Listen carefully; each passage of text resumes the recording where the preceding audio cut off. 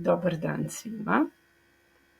Danas ćemo da vidimo kako se pravi QR kod preko sistema koji se zove QR Code Monkey, gde možete besplatno da pravite QR kodove za koje nam, evo ovde sajt kaže da ne postoji vreme koliko će da traje taj QR kod i ne postoji ograničenje koliko puta može da bude skenirano, što obično postoji kod plaćenih verzija.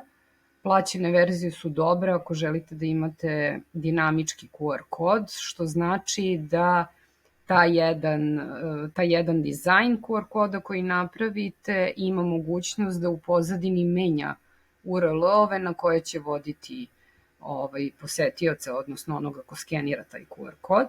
I ono što je još dobro kod QR Code Monkey-a je da dozvoljava da se koristi u bilo koje svrhe taj QR kod koji želite, uključujući i komercijalne svrhe. Pa evo da vidimo kako to može da izgleda. Znači, sa desne strane ovde vam je izgled QR koda. Prvo što treba da uradimo je da vidimo na koji URL hoćemo da odvedemo čoveka, znači ili ženu, ko već skenira. To može da bude, naravno, početna stranica sajta, može da bude neka konkretna s nekim proizvodom, kategorijom, uslugom ili šta god vam je cilj u toj konkretnoj kampanji. Evo, mi smo odlučili da vodimo sa našeg priveska za ključeve, da vodimo ljude na naslovnu stranu našeg sajta i formirali smo u URL builderu UTM tag koji vam savetujemo i da vi formirate za sebe, za bilo koju kampanju, kako bismo mogli da vidimo da li je neko skenirao taj QR kod na privesku koji smo mu mi poklonili. Pa smo ovde napisali za campaign source nam je repromaterijal, campaign medium nam je privezak za ključeve, držač za mobilni, znači to je tip tog priveska koji smo mi izabrali, jer ćemo u budućnosti birati neke druge priveske za ključeve, pa da u analitici možemo da vidimo o kom privesku se tačno radi. I evo, mi smo ovde stavili gde smo postavili taj, znači na poleđini QR koda. Formirao se link koji mi kada kopiramo, unesemo ga ovde u URL i svako ko bude skenirao ovaj QR kod, on će otići na našu naslovnu stranu. A šta je sledeće što možemo da uradimo? Možemo da promenimo boju. Znači, evo, mi volimo neku našu crvenu boju, odabrali smo i evo, ona će ovako da bude. Sad, naravno, vi ako znate tačnu boju koja vam treba, možete da ukucate ovde kao i bilo ko drugi. Možete da menjate pozadinu, s tim što treba da obratite pažnju na ovo upozorenje. Znači, ukoliko menjate pozadinu, nećete moći da skinete kao PDF i ESP, zato što nije podržano. Tako da, ukoliko vam je to neophodno, da znate šta treba da uradite. Evo, mi ćemo da vratimo na belu boju.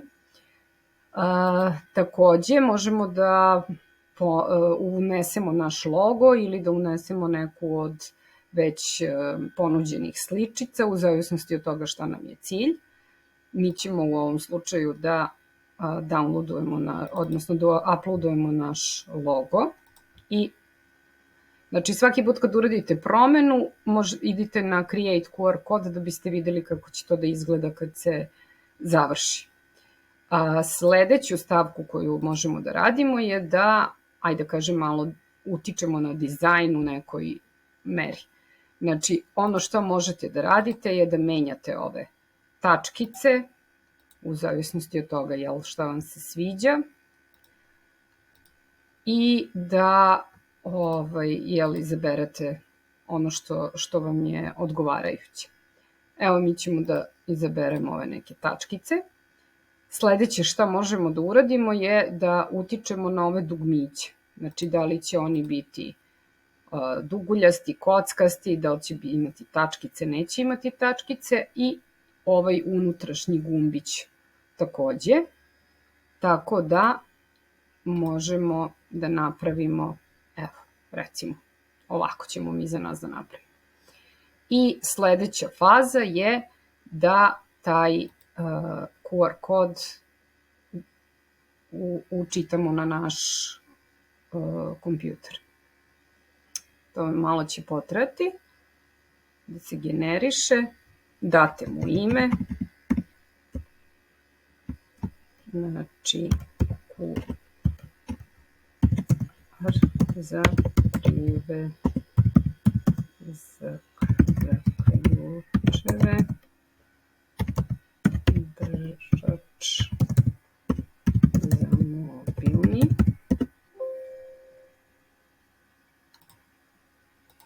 Aha. Dobro.